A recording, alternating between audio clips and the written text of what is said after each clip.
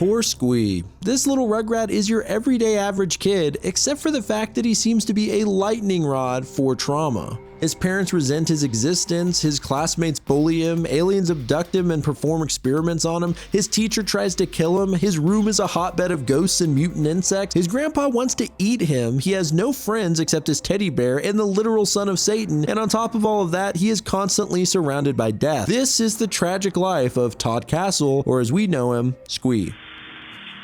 Hello friends, this is Grief speaking. So I recently did a massive breakdown of Johnny the Homicidal Maniac by Jhonen Vasquez, who also happened to create Invader Zim, and it seems like you guys really liked it. Some people had never heard of it before, but went out and bought a copy after they saw the video, and others were hit with a rush of nostalgia, having totally forgotten about the series altogether. I also got a lot of requests to cover SQUEE, an offshoot of Johnny the Homicidal Maniac that follows everybody's favorite trauma magnet, SQUEE. Just to be clear, you don't have to have watched my other video or have read Johnny the Homicidal Maniac in order to watch this, because it is a standalone comic, but I will point out some connections when they pop up. In some ways, it really feels like the same comic as far as style and humor, but without Johnny around, there's a lot less nihilistic rants and philosophical gothic poetry. In SQUEE, the focus is on childhood fears pushed to the extreme. It's morbidly funny throughout, but also pretty tragic and heartbreaking at times. Ultimately, this is a cynical exploration of childhood trauma with a few glimmers of hope thrown in. So let's not waste any more time. This is SQUEE Explained. So let's kick it off with issue number 1, which begins with SQUEE praying. Dear Mr. or Mrs. God, I heard people talking about you on TV, so I thought maybe you could help me. He's holding out money and willing to pay God, saying that his dad isn't happy and he wants him to have whatever he wishes. Now that's pretty cute. Meanwhile, in the next room, we can see his dad saying, God, I wish that kid were never born. Yep, this is the sad life of our little traumatized pal, SQUEE. At 2 a.m. that night, SQUEE wakes up to some funny noises and finds that his teddy bear Shmee is missing. Looking around the room, he sees Shmee being dragged into the closet. But when he runs over and opens the door, he finds tentacles wrapped around his bear, and we find the culprits, aliens. SQUEE screams in pure panic. If you remember in Johnny the Homicidal Maniac, this is actually the same race of aliens that made that one guy fuck a chicken. The leader tells SQUEE that screaming is futile as his parents were put under a deep sleep. However, one of the other big-eyed aliens says he forgot the sleep ray actually and just beat SQUEE's parents over the head until they passed out. But he assures the leader that they probably don't have any major brain damage at least. They almost take the boy with them when another race of aliens wearing goggles shows up to abduct him as well. So the aliens begin fighting over the boy, the big-eyed species saying they have many tests to perform on the human, and the goggle-eyed alien saying it's vital that they do their hideous and unspeakable tests on him. There's a pause, and then the big-eyed alien goes to the age-old argument, well, we were here first. The goggle aliens accuse them of just listening in on their transmissions and following them to find specimens instead of getting their own, and that their so-called tests aren't as important as these aliens. In fact, they plan on doing a full cranial scavenge. They also plan on doing a Kelzonian scan. Finally, they decide that the goggle aliens will take them and then just give them to the other aliens after. But they suddenly remember that no one can survive a Kelzonian scan. All that's left after is organic jelly and teeth. While they have this conversation about the horrible experiments they're gonna perform, SQUEE is just standing there wide-eyed in shock. Finally, the goggle aliens decide they're tired of arguing and just give the kid to the big-eyed ones. However, it turns out they actually gave them one of the boys' dolls and took SQUEE for themselves. That's how this chapter ends, and next we get one of Jhonen Vasquez's famous vignettes in between the main story here. This one is called True Tales of Human Drama. A woman runs into an emergency room demanding help for her baby. The doctor takes a look at the baby and looks mortified at what he discovers. He screams that there's nothing they can do and runs out of the hospital in a panic before throwing the baby into the sky where it explodes. The mother just stands there slack-jawed staring at the remains of the exploded baby, and the doctor tells her that he's sorry. If only she had gotten here sooner. 2 days after SQUEE was abducted, he arrives bright and early at his own doorstep, completely nude, except for an alien implant on his head. His mom answers the door and yells for SQUEE, saying one of his friends is here. Yeah, she doesn't even recognize her own son. He asks his mom if he can stay home from school, and she says she thought he already graduated. graduated. This chick is completely out to lunch. While SQUEE's father is openly resentful of him, his mother is just checked out and clearly doesn't care at all about her own son. We then get a little segment called A Walk to School. One of the things I love about these comics are all the little details hidden around the page, like this little bird saying, "I feed my baby's blood." Anyway, SQUEE has brought a piece of Shmi's stuffing to put in his pocket so that he can come to school with them without getting bullied, punched in the head to be exact. As we saw in Johnny the Homicidal Maniac, SQUEE has conversations with Shmi, but we don't see what he's saying, only his responses. Here he says, "What's that, Shmi? No, setting people on fire is wrong. Silly Shmi." SQUEE spots a kid from school named Andy, who's the only kid that's actually nice to him. He begins to try and sneak up and scare Andy, but before he does, a rabid dog comes out of nowhere and starts attacking the kid. SQUEE watches in horror as Andy is getting munched on by the mutt. He tells him that the dog is probably only after his lunch and he needs to get rid of it, but Andy's like, "Never, it's peanut butter and jelly." By the end, the kid is missing most of his hair and his clothes are torn to bits as he's dragged into the doghouse, and SQUEE just runs away screaming. Next, we get a little segment about the new toy, Tickle Me Helmo, obviously a parody of the very real toy at the time, Tickle Me Elmo. Helmo is psychotic, and we see the different levels of his behavior. At level 4, Helmo uses guilt as a diversionary tactic. At 5, he straight up pokes you with a sharp stick. At 6, he secretes a substance that causes a vicious rash and temporary blindness. At 7, he recites gothic poetry, aka Tickle Me Emo. There is no God. You hear me? No God. You get the idea. This just keeps going on, getting more and more psychotic. Like summons monkeys to brutalize child, calling upon his lord Satan to stare at the child at bedtime, teleporting ninja stars into your intestines, and hypnotizing the kid to admit to an alternative lifestyle.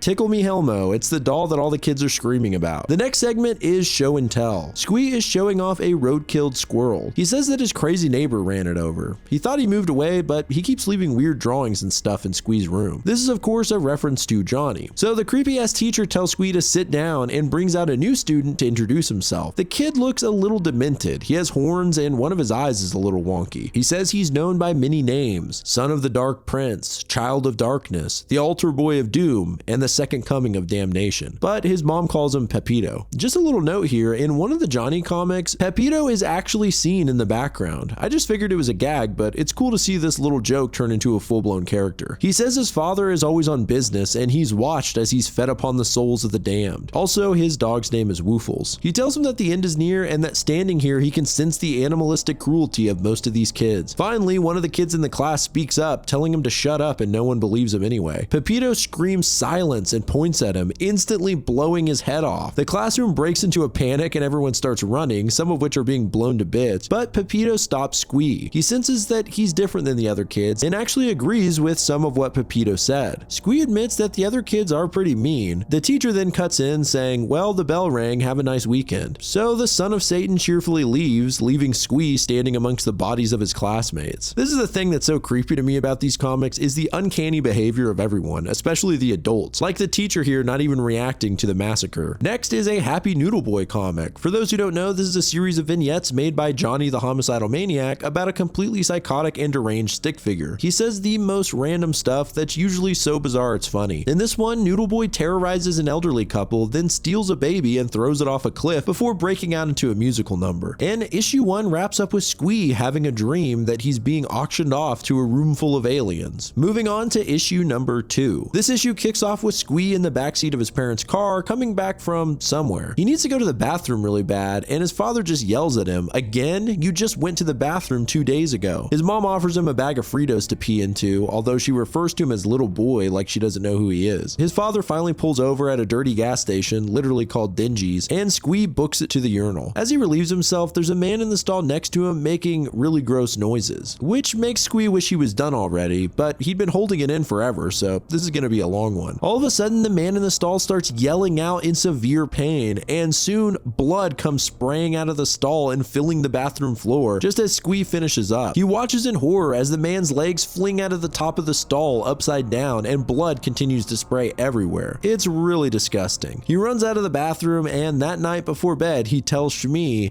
I think there's something wrong with this world. Then we get a Wobbly-Headed Bob comic. If you haven't read Johnny the Homicidal Maniac, Wobbly-Headed Bob is a reoccurring comic concerning a large-headed animal creature that's chronically depressed due to his vast knowledge of how horrible the universe is. Like usual, he is lamenting about how intelligent he is to a stray cat. He wonders what the cat is thinking and assumes it somehow understands and connects with what he's saying, but in reality the cat is just imagining using Bob's head as a cat bed. Next, Squee is laying on his roof at nighttime looking up at the stars. He says he wants to go to another planet, one with air, unlike the story he wrote where the kid's eyes get sucked out of his head. You know, this is the second time Squee has mentioned writing stories. It seems this is a kind of hobby of his. Suddenly a figure appears out of thin air accompanied by a bright light and sound. It turns out to be Squee from the future. He doesn't want Squee to suffer from future shock by revealing what he'll look like as an adult, so he's hiding in a giant Squee-sized costume. Squee asks him if he's here to warn him of anything, and his future self says that unfortunately a side effect of time travel is losing 80% of your memories, so he actually doesn't remember what he's here for. He then screams in pain. Apparently another side effect is his spine liquefying. He zaps back to the future and Squee's dad yells at him to get off the roof. Also that all the doors are locked, so he has to come in through the chimney. Next we get another True Tales of Human Drama. It follows a man who really hates flying, and this turns out to be the worst flight of all time. The flight attendant yells at him, a woman lets her toddler puke on him, and in the end the plane crashes into a bus full of Boy Scouts and everyone dies. You know, a typical flight these days. Sometime in Dreamland, Squee is having the best dream ever as he flies through the air, but he suddenly loses control. Luckily, he's pulled to safety by none other than Shmee, who is fully alive in the dream world and quite sinister looking actually. He explains that he actually absorbs all the terrible things that Squee experiences, including his nightmares. He's basically a trauma sponge. He says he eats his sickness and fear, and there's a lot to be afraid of, like mortality, school kids, aliens, religion, the limitations of standardized testing, and before he can finish, he says it's time to wake up because Squee seems to have stopped breathing. So he wakes up in a panic and then grabs some milk and cookies, saying that it's pretty sick how he's actually gotten used to this. Meanwhile, we get a hilarious vignette about two interdimensional bank robbers. In this dimension, they find that the duo who has come to stop them are gross caricatures of comic book heroes. It's actually a really funny satire on the more testosterone-fueled superhero comics. We meet Schlong, a grotesque bulge of an iron-pumping tough guy, and Sexhole, a bombshell who has comically huge breasts. The two bank robbers just make fun of them and easily take them out. Sexhole's back snaps when her boobs cause her to tip over, and Schlong can't even move properly because his muscles are so big, so they just stab him to death from behind. Meanwhile, Sexhole's head is smashed by her colossal honkers, so the bank robbers just casually leave. Next, a visit from Grandpa. Squee's father tells him that his grandpa is coming over, and that yes, he is senile and extremely dangerous, but he's also very rich, so hopefully he leaves some money for him when he finally dies. Also, Squee's parents are leaving him alone with the old guy, so they rush off before he gets there, and this is honestly one of the most disturbing segments so far. His grandpa is really disturbing and a real freak. He starts off by reminiscing about the last visit when he ate Squee's kitten.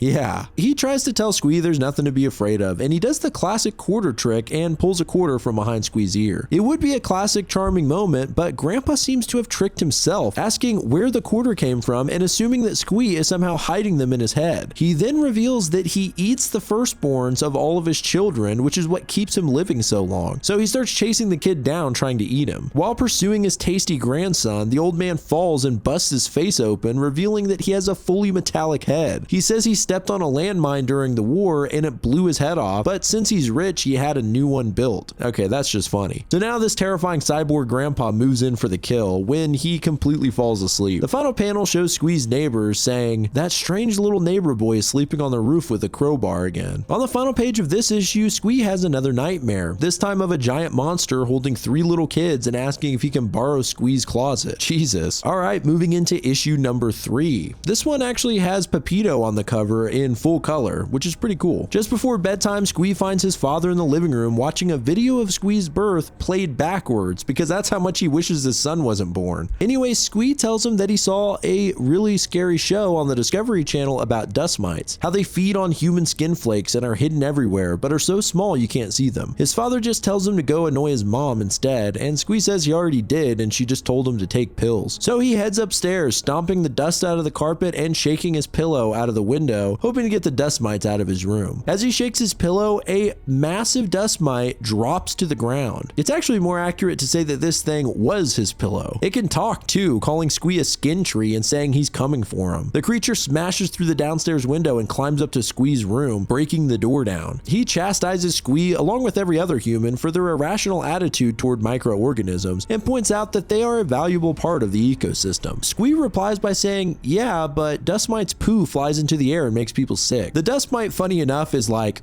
we do that? That's news to me. He then decides that instead of dead skin, he could eat SQUEE alive, which would be a lot more food. However, after watching the show, SQUEE turned his air condition to the lowest setting to freeze the dust mites out, and it causes the bug to begin to collapse. SQUEE throws the insect out of his window, and before it splats on the ground, it tells SQUEE that he laid eggs in his head, leaving him completely freaked out. In the next story called The Little Visitor, SQUEE is woken up by a presence in his room, a little ghost girl who says she died in here. Apparently, she got a toy from a McDonald's Happy Meal and ignored the warning label that said contains small parts, may be a choking hazard for small children, and well, she choked on it. While she explains this, we hear her mom calling her from the afterlife, saying, "Where are you? You walk toward the light this instant, young lady." So the girl leaves, and as she does, she says that she hopes SQUEE dies too because it's really lonely here. In the final panel, SQUEE is straight up sleeping on the sidewalk outside. Next, in one of the most needlessly tragic stories called A Brief Friend, SQUEE is being bullied after school when he encounters a cute little puppy, but he warns the dog that he can't bring him home because horrible things happen around him and he doesn't want something to happen to the little guy. In fact, he says it's as if his life is done by some awful cartoon guy. He distracts the dog by throwing a ball and walks away crying, convincing himself it's better this way. Of course, this is SQUEE, so the dog gets ran over by several cars and a bicycle. Really one of the saddest stories in here. Next is a chapter called Dinner with Satan. SQUEE's father informs him that he was invited to have dinner at his friend's house. Of course, his immediate thought is he doesn't have any friends, but learns that it is none other than the son of Satan, Pepito. Despite begging not to go, SQUEE's parents force him out of the car. Literally, they make him jump out of the car while it's still moving. Surprisingly, Pepito's house is pretty normal and he has a really nice mom. She scolds Pepito for floating around the house as if it's a totally normal thing to do. He shows SQUEE his basement, which is a literal hellscape of tortured souls since, as Pepito puts it, his father likes to take his work home with him. Satan returns home, sheds his human skin, and asks Pepito to take his suitcase to the basement, and we can see something screaming from inside the suitcase. Satan greets him and asks if they're ready to dine when SQUEE freaks out, saying he doesn't want to eat the souls of the damned. Pepito's mom pipes up, asking what he's talking about, and Satan takes the opportunity to come clean, revealing to her that he's actually the devil. She's pretty casual about it. She just says that explains the basement, and they quickly get over it, which is hilarious. At dinner, Satan asks SQUEE if he wishes to join his soulless army of darkness. He replies no, but he did want to be a giant monster once. Satan's pissed at Pepito, who told him SQUEE was a willing candidate, and he asks his wife to fill the tub with holy water as punishment. Pepito admits he just wanted an actual friend, and Satan tries his best to convince SQUEE to join him by offering all the power and riches in the world. SQUEE just says, no thanks, and heads on home. As if this kid's life isn't tragic enough, he's now an associate of Satan in his human family. In the final page of issue 3, SQUEE has yet another horrible dream where he has a massive deformity growing out of his head with multiple heads, eyes, limbs, and mouths. The doctor looks at his x-rays and says, good news, it's benign. Okay, so let's move into issue number 4, the final issue of SQUEE. It starts with a story called Terror from Beyond the Block. SQUEE is about to go to sleep when he finds a note stuck on his window. It reads, Dear human child, please be home and in a non-resistant manner between the hours of 12 and 1 a.m. P.S. We are not aliens. SQUEE reacts by saying, oh no, Shmee, the aliens are coming for me. They're gonna use my butt for stuff. That was just such an unexpected line the first time I read it. It made me laugh. Anyway, he says they have to think of something, and 2 hours later, the aliens arrive to abduct him. But SQUEE convinces him to take his parents instead. So they enter the parents' room with a Lil Proby device, and we hear the screams of his father. Then they wrap them up and chuck them out the window into their ship. The entire neighborhood basically spots them and calls the police, so they rush off into space. The segment ends with SQUEE staying up watching TV and eating snacks, feeling guilty as hell. In the next segment, Playground Fun, SQUEE is being bullied like usual. One kid pushes him over and calls him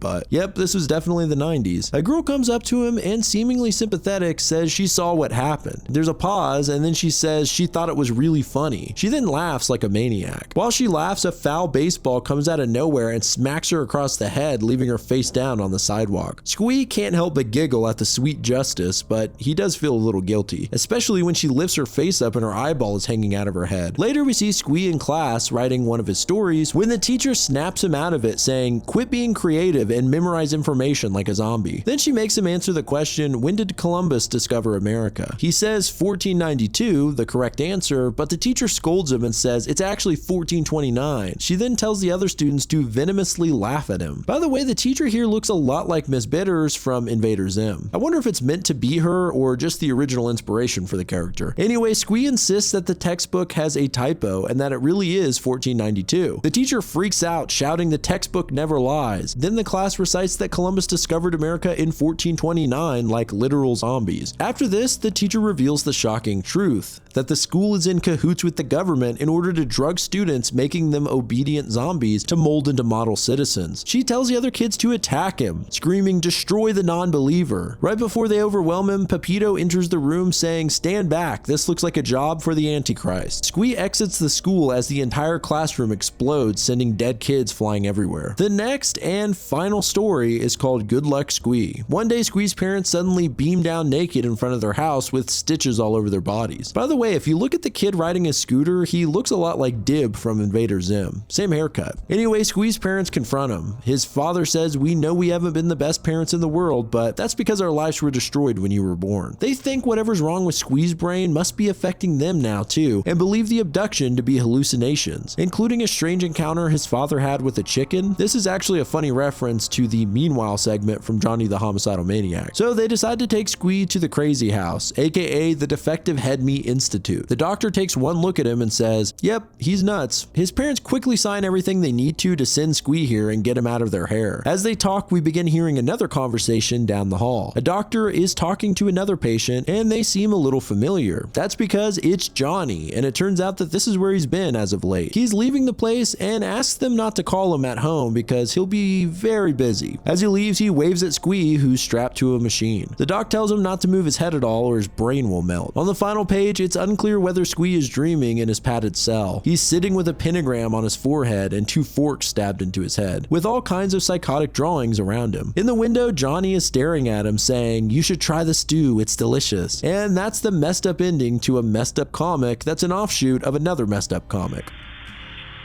Well, there you have it. Kind of a tragic way to end this one, but it fits the vibe of the comic. There are a couple of other comics by Vasquez left to cover if you want me to, like Filler Bunny and I Feel Sick, so let me know. Shout out to Kill Me Katie as always for the intro and outro music, which is likely playing right now, and of course my patrons for supporting the channel. If you want your name displayed at the end of every video like these fine people, consider joining my Patreon. But I appreciate you guys watching at all. This is Grief speaking. Goodbye, friends.